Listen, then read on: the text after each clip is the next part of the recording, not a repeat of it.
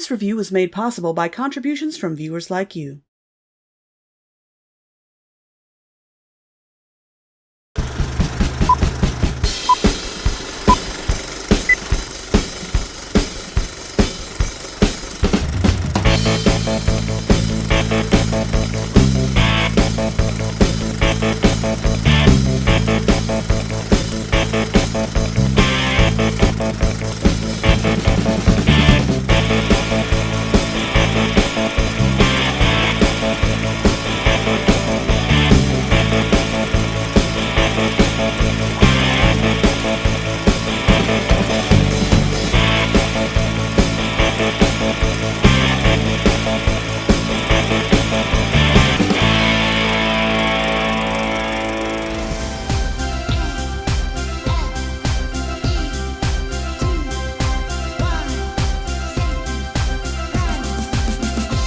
Hey guys, remember my review of the Cyber Kitties comics? It's entirely forgivable if you don't, because the Cyber Kitties didn't exactly have a lot of staying power. On the one hand, it makes total sense that their nonsensical stories would be completely glossed over and ignored by pretty much everyone. On the other hand, we have a trio of sexy kitties exploiting the endless possibilities of cyberspace back when it was this strange, mysterious alternate reality that no one really knew much about. Since a sizable chunk of the internet is devoted to both sexy ladies and cats individually, I would think they'd at least have some kind of cult following. You know, sort of like how Eric Schwartz's Amy the Squirrel became an unofficial mascot for Amiga computers. At the end of my review for Cyber Kitties number 3, I put the call out to my fans to help breathe some kind of second life into these characters and their untapped potential, which gave rise to this image. Hey, don't get mad at me, ladies. I'm not the one who made your comics as bad as they were. Today's comic, Bounty Jack number 1, was a donation given to me by Jamie Parker, the same artist of this original image, which I could immediately tell not only because of his distinct style, but also by how the cover is paying direct homage to that of Cyber Kitties number 1. Somebody was inspired by something bad in order to make something good, while still reminding us that it was inspired by something bad. It's like remaking Plan 9 from outer space with the best special effects that Lenny could buy, but still making sure that we see the strings that are hanging up the flying saucers. Our comic opens on a dimly lit, wretched hive of scum, villainy, and a variety of anthropomorphic animals. On the wall is a sign that reads, "We do not tolerate species discrimination. We don't take kindly to intolerance in these here parts, boy." We meet a rabbit named McKay, a bounty hunter who's meeting with this buck named Buck to discuss a new business venture. Buck wants to hire him for a very special job, but is naturally skeptical that a rabbit of all creatures could be the slightest bit violent. Clearly, he's never heard of the suicide bombers of Bunnyborough. Those rabbits are dynamite! McKay proves that he's the real deal by showing Buck something on his phone, and I hate that we don't get to see what. I presume that he's showing off pictures of his work, but I want to see how this guy does what he does. You can tell us that Judy Hopps has the means of taking down a rhino, but showing it is a completely different experience. The now convinced Buck hands McKay a picture of a woman that he wants him to kill, since she's responsible for running over his brother. Buck's willing to pay him in full right now, since contract killers apparently breed mistrust. I'm not sure how paying someone under the table before the job is even done is any better, but McKay is reluctant to seal the deal. He runs off to make a quick phone call to his associate, who looks like a better design of Daredevil Dan from Food Fight, and he exposits that the woman in question is actually his old owner. How are you going to explain this conflict of interest to your client? How are you at Photoshop? Hopefully not so well that you have to rely upon it for your only artistic tool. I am loving how this comic is very clearly just ink on paper. Before we can listen in on what that last question was about, we cut to the next day, where McKay is waiting for Sydney, his former mistress, to show up in this taxidermy shop. Not sure why he'd think to look for her here of all places, but needless to say, he gives her quite a start, and she makes a break for it. You couldn't just tell her who you were. No, you had to be funny and scare. Watch the car! Watch the car! Yeah, why did you have to pretend that you were stuffed? I mean, sure, hiding in plain sight makes sense if you were going to kill her, but aren't you just trying to say hello? I've seen worse introductions. At least he's not throwing dick pics at her. She narrowly dodges oncoming traffic, and McKay gives chase on his motorcycle. He finally gets her to stop with what he should have opened with. Remember that weird lamp you broke? In the middle of the night. I shot straight up in my cage. This finally gets her to recognize her old pet. Then she takes him home to her on-campus apartment so they can talk. You want some carrot juice? We assuming all rabbits like carrots? No, but you guys all kind of look alike. You racist bastard. She asks him how a rabbit gets into bounty hunting, which then takes us into a flashback. What's funny is that Bounty Jack's creator, Jamie Parker, cites Bill Watterson as one of his inspirations, and this overhead shot of Sydney's childhood bedroom looks like it could have come straight out of a Calvin and Hobbes collection.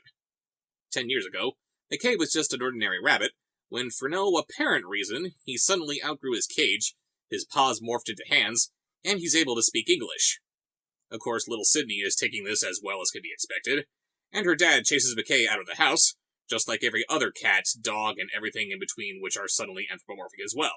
Meanwhile, all the apes in the world are just rolling their eyes at how they apparently got the short end of this stick. So when you changed, did you understand human speech and stuff? Wait, what the... Oh, Sydney's talking here. For some reason, she and McKay are sharing the same narration box. Usually, off-paneled conversations like this are color-coordinated to help us figure out who's talking, but since this comic can't have color so it can properly pay homage to the gritty black-and-white comics of the 80s, maybe have each character's head up at the top of their respective boxes? McKay explains that despite his new cognitive abilities and emotional intelligence, he still had no real means of living on his own in the wild. Hey look, he's stealing vegetables from Mr. McGregor. Cute!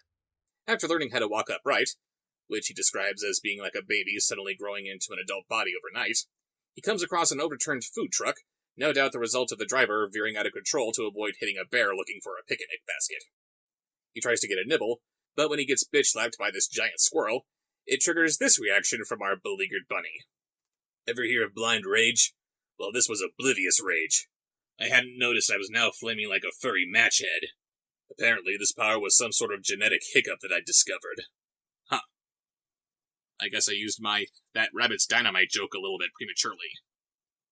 Whoops. So yeah, McKay is somehow the human bunny torch, and he strangles the squirrel while also treating him to some third-degree burns. Naturally, this leads to McKay taking what he wants without issue. His abilities eventually grab the attention of an old bison with a chip on his shoulder against humans for hunting his species down to all but extinction. He takes McKay under his wing to train him to become a bounty hunter as well, and McKay soon sees him as the father that he never had. Back to the here and now, Sydney is happy to have her old friend back in her life, but sleeping arrangements are a little, different. What's this? The bunny can no longer take its rightful place beside the master in bed? No, you're not just a rabbit. You're a rabbit person thing. What? It'll be just like an animal in your bed. If you know what I mean. Oh dear. I know that this comic is also partially inspired by the Teenage Mutant Ninja Turtles, but I don't remember the Turtles ever being this openly horny for April. What about Michael Bay's Turtles? That doesn't count. The next morning comes, and thankfully we don't see what happened between last night and now, and Sydney overhears McKay talking to Buck on his phone.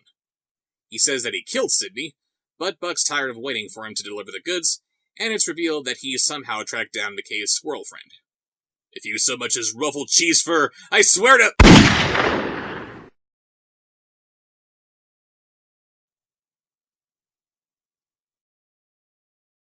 Next time I die, let me know first. Wrong time for a punchline, lady! I don't like this comic anymore. Sydney demands to know what's going on. McKay explains that Buck hired him to kill her, but all he was going to do was fake her death with some doctored photos. And as far as structure and format are concerned, this comic has for the most part been pretty easy to read, but the placement of the dialogue balloons in this last panel is kind of awkward. It should have been something more like this, so we read the bits of dialogue from left to right, top to bottom, as opposed to the other way around. Unfortunately, McKay can't protect Sydney because his gun is still charging. I know the feeling. My super awesome futuristic ray gun app always sucks my phone dry too. But he thinks he has a way out of this. Sydney hides in the closet while he just sits there, stewing in his own anger and ruining the futon he's sitting in. I know this doesn't look especially helpful, but trust me, he's going somewhere with it. Buck tracks them down and kicks in the door. Oh yeah! And McKay directs his attention to the freshly burned futon, claiming that he incinerated Sydney in her sleep. Despite his stereotypical Kentucky Fried Southern redneckedness, Buck is smart enough to deduce that McKay is bullshitting him since nothing else in the apartment seems to have been on fire. He's about to bash McKay in the head with the butt of his gun, because I guess he forgot that guns are more effective from the other end. And Sydney blows her cover. McKay goes all incendiary on his ass, allowing Sydney to deliver the final blow. So, still think I'm only worth $2,000? If you're expecting me to say, you're priceless, you can forget it. Though I may need your help cleaning up this mess. So that was Bounty Jack #1, and I suggest that you check it out for yourselves. Nitpicks about minor technical issues aside, this was a very enjoyable read. The artwork is expressive, the world building is strange and interesting, and it leaves you hanging in a way that makes you want to delve into the next issue to see what happens. Does the rest of humanity take to these animals as collective transformation as well as Sydney? How do other wild animals interact with pets? Do zoo animals protest to their captivity, or are they fine with their situation? Will we get an answer to what happened that made this change in every animal on Earth? I want to know. Admittedly, it's a little strange seeing McKay coming on to his former owner like he does, even if it is meant to be just a throwaway joke and not some foreshadowing of relationship developments to come, but it's nice seeing these old friends being reunited like this. Well, okay, maybe they could have met under better circumstances, but you know what I mean. Who wouldn't jump at the chance to bond with their pet on an intellectual level like that? It's also refreshing to read a story wherein murderous rage isn't exclusively a human trait. It's easy for a writer to make biting commentary on how flawed human nature is, but do you really think that a deer wouldn't pick up a gun in anger if it knew how to shoot? Really? I'm including the links to where you can buy these comics in the info below, because this needs to have more of a following than it does. See you later. We can prance if we want to, strap a tail on our behinds. Cause my friends all prance, and when we all prance, well, the cute blows your mind. Ooh, we can wag if we want to, we spent half our life in line. And we can act like we just escaped from the zoo, leave our real life far behind. And we can prance.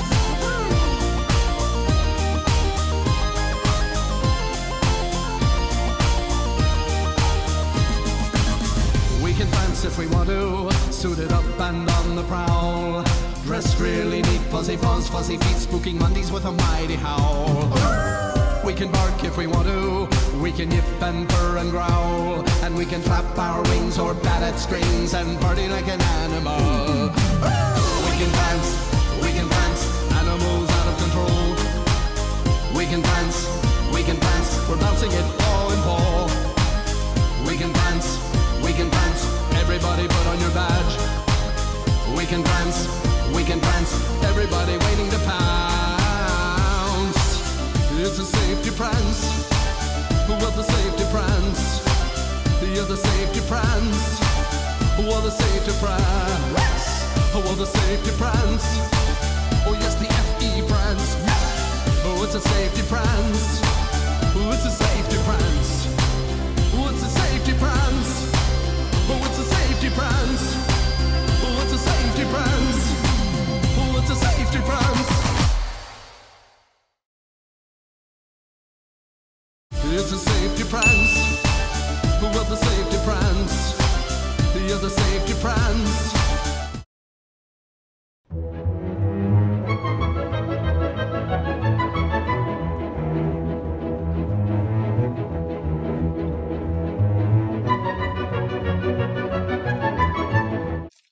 Hey guys, I got a package here to open from Jamie Parker of Jackson, Tennessee, and written all over the package is, "Do not bend." I'm bending! I'm terrible. No! Let's see what we got here. Feels like comic books. Follow instructions. I don't know how to follow directions. Ooh. You really need a letter opener. Yes, I do. And speaking of, first we got this letter to look at here. Greetings, Bob Show. Greetings, Raven. A while back... Greetings! A while back when you reviewed the comic Cyber Kitties, I posted some artwork of the felines reacting to your less-than-kind review on DeviantArt. At the same time, I was finishing up my own indie series, inspired by the gritty, furry comic explosion of the 1980s. The concept is this. What if animals turned into Zootopia residents overnight? That sounds kind of scary. This is the kind of thing you want to ease on into, but overnight, ooh. Bounty Jack follows McKay, a pet rabbit working as a bounty hunter, and his owner, Sydney, as they navigate such a world together a decade after such an event occurred. Well, I've got these 3 issues completed, and I figured you enjoy reading / perhaps reviewing the first 2. The 3rd issue is currently unavailable is currently available, not unavailable, I can't read, at Legion Printing and Publishing, legion-bhm.com. And they'll even bundle the second and third issues together. Producing these comics was a fun learning experience, and even if they happen to gain a following, I've still got at least 2 more books in me. Even if they don't, I'm glad to have gotten those characters and those stories out of me. I know the feeling. Hello, Cadaver Hills. You've got to go back to that. You got a lot more than just a couple more in you. I do. If you're interested in my work, I have not only a DeviantArt gallery as 9 Old Men, but one on Weasel with the URL there typed out, and my official professional portfolio is at jamiedruitt.com. Thanks, and enjoy. You can find all those links in the video info below. Absolutely.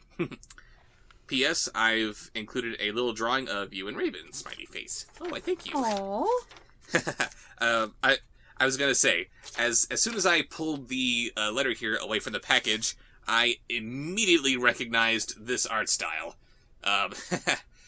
Bounty Jack here looks very much like Morgana from their fan art of Cyber Kitties that they did, where she was grabbing me by the jacket, snarling rather nastily at me. She was not happy with my reviews. Very cool. Hey, I'm sorry. You girls have potential. It's just that your writing sucked. You guys are fine. So, yes, issue 1 here has the titular Bounty Jack and his owner, I presume, standing behind him, while they face off some giant monster in the foreground here. Taking inspiration from Cyber Kitties. That's nice. I like that.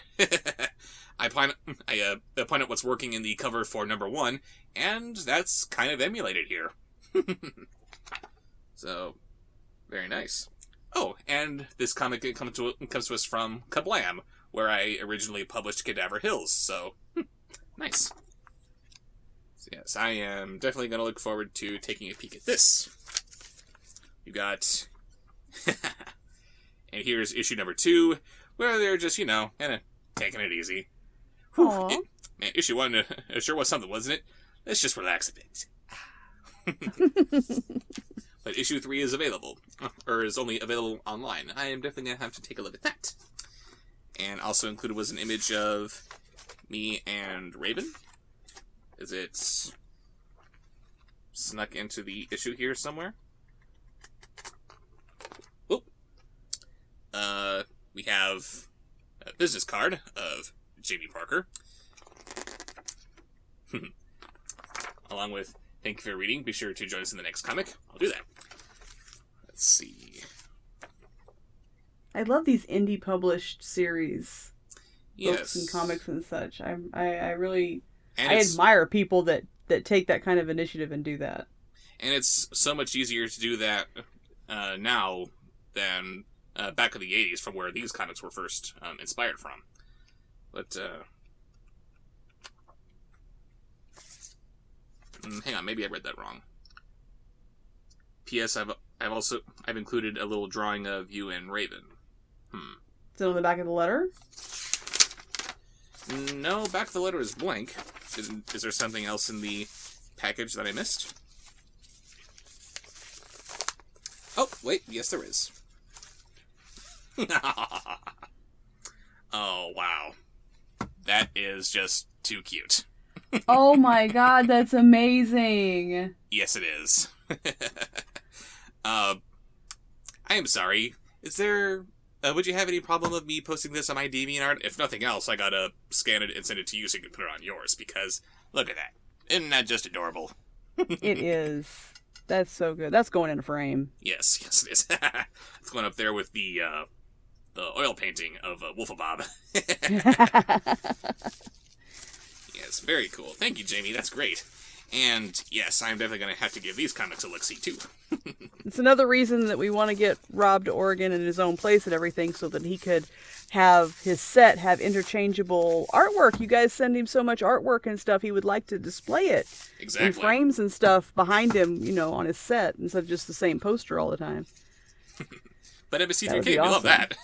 Well, yes, of course, but, Yes. the fan artwork means a lot too. It does. We gotta display that a bit more prominently. Thank you very much, Jamie. I'm gonna have so much fun reading those comics.